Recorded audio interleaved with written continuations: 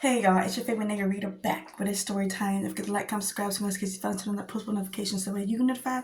And sometimes pick really post child as in my folk, I slides in his booty, but that's a whole nother story. Speaking of stories, go and get story time. Grab your tea, it's piping hot, grab your snacks, grab a seat, and let's get into all of that, okay?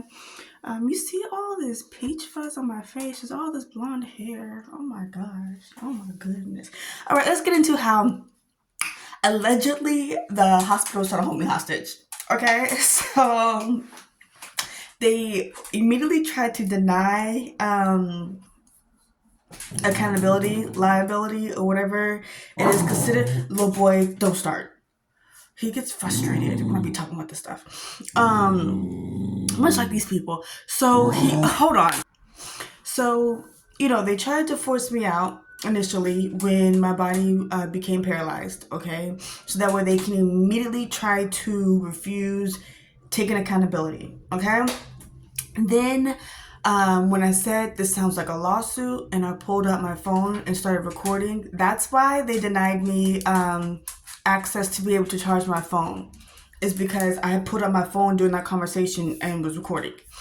So then because of that, they told me that they were going to put me in a different room, to stay long term, etc. After they had a secret conversation outside the room. And then I was admitted into the hospital.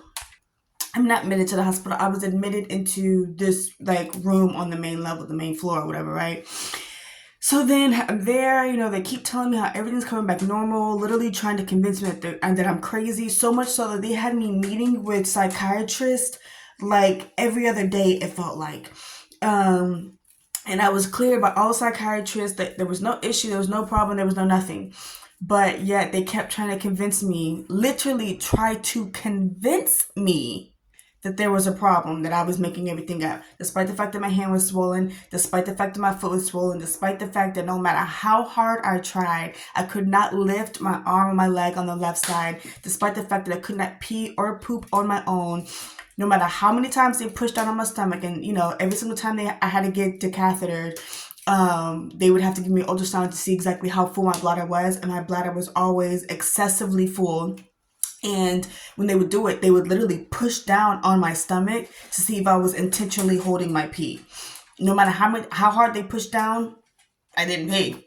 Okay, no matter how many, I don't know what those little laxative things are, no matter how many they gave me, I wasn't able to poop. There's no way someone can make that up. And it's crazy that a hospital would go that far to try to convince me and the entire staff of the hospital to lie on the medical documents. Because they told me initially I was going to get my medical documents when I left. When I was, officially released from the hospital, they told me I would be released with my medical documents. That's what they told me when I was readmitted back into the hospital. While I was readmitted, they forced me in. They forced me out. My landlord wouldn't accept me in. Though, and I know, there's all these other issues, but I personally have to give a shout out to Lyft because one of their drivers, and he didn't have to, was kind enough to literally pick me up and carry me to the front door and was going to be kind enough to carry me upstairs into my room because he knew that I couldn't I had stairs. The hospital knew I had stairs. And they didn't give me any type of help. No home care, no wheelchair, no nothing. Nothing. Okay. So then I got a hotel room and the hotel refused to accept me in that condition because there was no way for me to get up to my hotel room without assistance. So the hotel called the paramedics. I mean, not the hotel, my Uber driver, or was it a Lyft driver? I think it was a Lyft because Lyft would be cheaper. My Lyft driver called the paramedics because I wasn't able to go inside the hotel, and she was, trying to, in a nice way, be able to go and continue on with other rides. So she called the paramedics. They asked, what happened. I explained what happened, and they asked me, do I want to go to a different hotel? And I said yes. Because I told them I don't want to go back in another, one of the, I don't know, paramedics people.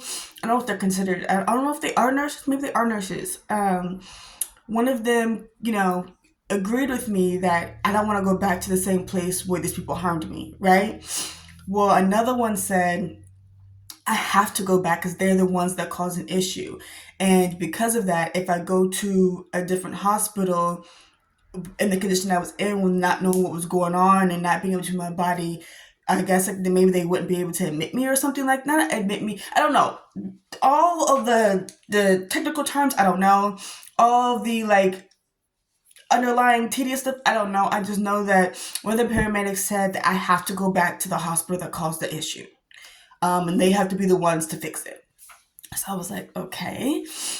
So then I go back, and because there was an investigation open from being actually assaulted in the ICU, they refused to admit me back into the hospital, which meant I spent multiple days in the ER as they were trying to figure out what was going on. Now, this is where more of the nurse abuse started. This is where more of the medical negligence occurred, where I was denied pain medicine. They denied feeding me. They, would only go into the room to turn off my low blood pressure, the beeping, and then walk back out. They weren't actually trying to help me. And one of the doctors, there was actually a doctor who came in, and they were trying to see if I'd be clear to, I guess, get discharged again. And I explained how sensitive my hand was and how sensitive my foot was, and she came and was like pushing on pressure points on the bottom of my foot. And all I know was after that exam, my foot and the pain in my leg was worse than it was when she examined me. And I explained that, and they still deny me pain medicine. And I'm not dumb. I'm not a doctor, but I know doctors know pressure points. Okay, that's all I'm gonna say. Read between the lines there. So I allegedly believe that she knew what she was doing. Okay, because after that she walked away and never saw her again. And then from there, it went from, a social worker coming and telling me that the hospital wanted me to buy a hotel room because they were going to try to discharge me to a hotel room. And it's just like, okay, I had to buy a hotel room twice. Okay. And then the social worker had to help advocate for me because up until when I was in the main level, I advocated for myself completely. This social worker, and I really feel like it's just because he was Black and he just knows how the healthcare treats Black people, had to help advocate me to get help to be able to use the restroom because I wasn't able to get out of the hospital bed myself. And this is where the nurse abuse happened, where they literally were pushing me around and trying to force me down the toilet and just all the stuff because it was in the back away from the cameras. So that was one. It's like, and then two, it went from, again, them trying to force me, discharge me multiple times in the ER, to the very nurse that said, the overnight nurse, it was an Asian woman who kind of walked with a little lip and a very short haircut. She said, she was the one that told another nurse to go into the room, turn off the low blood pressure machine, and to come right back out. Don't help, don't do nothing, don't have a conversation with me, nothing, okay? So she was the one that decided out of nowhere, you know what, we can't release her, because if something happens after we release her, then it's on us. So then it went from that to now I'm just stuck in this hospital because no nursing home would accept me because of my age, because they're a nursing home. Part of things that they have to do by law is they have to have particular programs for the patients. And most of their patients obviously are older. So because of my age, there was no program or anything that they would be able to do for me, rehab and everything like that. No nursing home wanted to go out of their way to create something like that for me. So all the nursing homes kept denying me. So now I'm just stuck in here, not being able to be released because they refused to release me at this point. I wasn't deemed to be able to live on my own, and no nursing home would accept me. This cousin did eventually come and visit, and even that was annoying because we already know that story. But she eventually had a conversation with my mom, and then, eventually my mama finally shows up. And, even though I had issues with her before and had issues with her after, I do have to say thank you, because she was the only reason I was allowed to leave the hospital. They allowed me to go home with her, okay? And when I left that time, I left with a wheelchair. I left with a walker. The walker was ordered and sent to the house.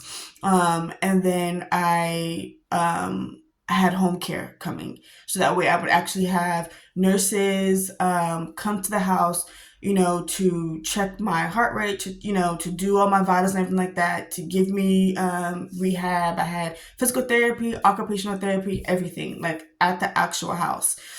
And I needed that. I literally desperately needed that. So, because of that, I am grateful and thankful to her because the hospital was trying to hold me hostage, allegedly. Anyway, y'all, I will see y'all in the next one. Thank you for tuning in. I look cute today, don't I? Yeah. I'll see y'all next one.